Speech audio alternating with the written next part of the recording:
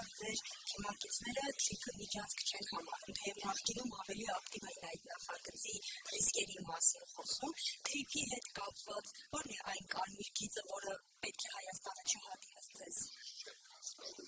Ավեկին ոչ թե թրիփը հիմա, եթե մենք թողենք, իրենք միջանցք են տալու, բայց մենք ասում ենք, որ այդպես չի լինի, դա կլինի ճանապարհ, ամենը դրա մասին է խոսում,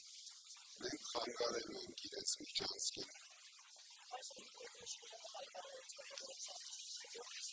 Դիգրադաշնը հայկական բանանցք չէ, այս հայկականացանը ստիսի չեն ատեշկելու։ Աշկոստնելու է երորդ հանապետության կջակումը։ Լորի։ Լորի, կարող ասենք, բայց կաննել ենք լորի։ Եթե Աշելյանը մնաց իշխանության, բայց տղենք չեն լորին իրեն նմա իշխանության։ Եվ մեղադրանքի հետ կապված այսօր հանրային մեղադրողան ընթերցեց նորից,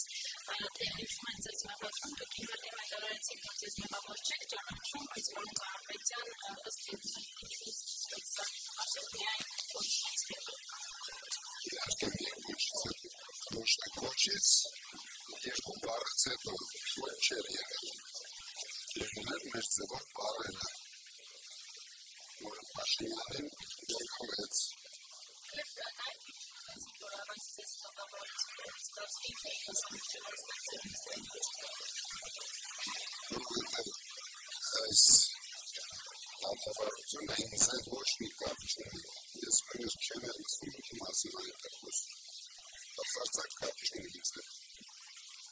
Բոլոր երեք քրեական գործերը բացարձակ ինձ հետ կապ չունի, դրա մոտ գալիս եմ միջանով։